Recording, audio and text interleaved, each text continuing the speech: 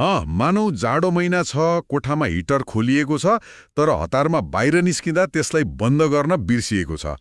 एकातिर बिजुलीको बिल वात्तै बढ्ने चिन्ता हुन्छ, अनि अर्कोतिर आगलागीकै कत्रो ठूलो डर।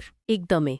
यस्तो त धेरैको घरमा भइरहेको हुन्छ नि। हो, त्यसैले आज हामी यस्तो एउटा रोचक विषयमा गहिरो छलफल गर्दैछौँ, जसले हाम्रा विद्युतीय उपकरणहरूलाई कतिखेर चल्ने र कतिखेर बन्द हुने भनेर सिकाउँछ।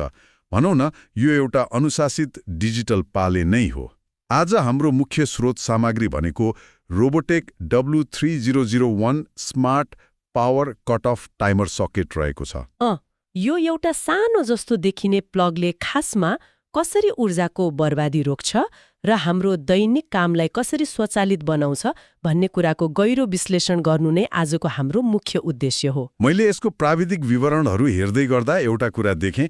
यसमा 15 मिनटदेखि लिएर 15 घण्टा 45 मिनटसम्मको समय सेट गर्न मिल्ने रहेछ। अनि त्यो बटनलाई लङ प्रेस गर्यो भने? हजुर, समय छिटो छिटो बढ्छ नि। हो, ठ्याक्कै। अनि समय हेर्न एलइडी इन्डिकेटर पनि राखिएको छ।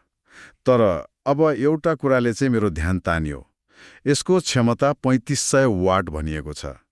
अब एउटा सामान्य टाइमरको लागि यति धेरै क्षमता साँच्चै आवश्यक छ र? सुन्दा अलि अचम्म लाग्न सक्छ, तर यसको सबैभन्दा महत्त्वपूर्ण पक्ष नै यही क्षमता हो।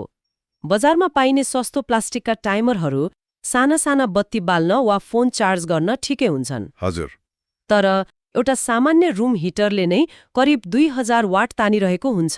ओहो, भनेपछि सस्तो टाइमरमा हिटर जोड्यो भने त त्यो पग्लिएर भत्ताभुङ्ग हुने भयो नि त। हो नि, पग्लिन्छ। त्यसमाथि ठूला मोटर भएका उपकरणहरू स्टार्ट हुँदा सुरुमा अचानक धेरै पावर तान्छन्, जसलाई प्राविधिक भाषामा इनर्स करेन्ट भनिन्छ। भनेपछि यो 3500 वाट र 230 भोल्ट धान्न सक्ने क्षमता हुनुको अर्थ त्यो भारी करेन्टलाई सजिलै थेक्नु हो। एकदमै। यसलाई साना बत्तीमा मात्र सीमित नराखी घरका ठूला र धेरै पावर तान्ने हेभी ड्युटी उपकरणहरूमा पनि सर्ट सर्किट वा आग लागेको डर बिना निर्धक्क प्रयोग गर्न सकिन्छ। बल्ल कुरा मिल्यो। यो केवल समय काट्ने मसिन मात्र नभएर सुरक्षाको एउटा बलियो कवच पो रहेछ। अब मलाई यसको व्यावहारिक प्रयोगको बारेमा सोच्न मन लाग्यो। कहाँ प्रयोग गर्न सकिएला त? जस्तै घरको एक्वारियमको बत्ती वा बगैँचाको बत्ती भनौँ न। हजुर, पसलका नियन साइनहरू स्वचालित बनाउन पनि यो गजब हुन्छ। तर मैले यसको विवरणमा एउटा शर्त पनि देखेँ। प्रत्येक पटक प्रयोग गरेपछि वा बत्ती गएर आएपछि यसलाई अनिवार्य रूपमा म्यानुअल नै रिसेट गर्नुपर्छ रे। यो त अलि झन्झट भएन र? मेरो माइक्रोवेभको टाइमर जस्तै भयो नि। बत्ती झ्याप्प गयो कि यसले सबै कुरा बिर्सिन्छ अनि फेरि सुरुदेखि मिलाउनु पर्छ। ठ्याक्कै। यो माइक्रोवेभको उदाहरण एकदमै सान्दर्भिक छ। बाहिरबाट हेर्दा हरेक पटक रिसेट गर्नुपर्ने कुरा पक्कै पनि अलि झन्झटिलो जस्तो लाग्छ। हो नि, हरेक पटक त्यही काम गर्नुपर्दा दिक्क लाग्छ। तर यसलाई अटोमेटिक पावर कट अफको सुरक्षाको दृष्टिकोणबाट हेर्नुपर्छ। मानौ पानी तान्ने ठूलो पम्प वा हिटर चलिरहेको बेला बत्ती गयो, अनि एकछिनपछि अचानक बत्ती आयो भने त्यो त एकदमै डरलाग्दो कुरा भयो। हो, त्यस्तो बेला भारी उपकरणहरू आफै अन हुँदा ठूलो दुर्घटना हुन सक्छ। भोल्टेजको उतार चढावले मसिन बिग्रिन पनि सक्छ नि। बल्ल बुझेँ। त्यसैले यो रिसेट गर्नुपर्ने प्रणाली डिजाइन नै यसरी गरिएको हो कि बत्ती आउने बित्तिकै उपकरण आफै अन नहोस्। एकदम सही। यसले मानिसको उपस्थिति बिना नै मेसिन चल्न सक्ने सम्भावित दुर्घटनाबाट बचाउँछ।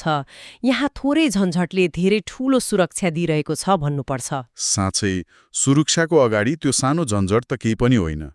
समग्रमा भन्नुपर्दा म्यानुअल रूपमा स्विच अन वा अफ गर्ने दिनौँको तनावबाट मुक्ति पाउन यो एउटा निकै स्मार्ट समाधान हो। हजुर, अनि अर्को राम्रो कुरा के भने यो प्रविधि खोज्न त्यति गाह्रो पनि छैन। घुम्ती पसल मार्फत यो नेपालभरि नै सजिलै डिलिभरीमा उपलब्ध छ। एकदम। आवश्यक परेको बेला मात्र उपकरण चलाउने र ऊर्जाको सही व्यवस्थापन गर्दै सुरक्षित रहनु नै यसको मुख्य सार हो। यसले मलाई अन्त्यमा एउटा निकै रोचक कुरा सोच्न बाध्य बनायो।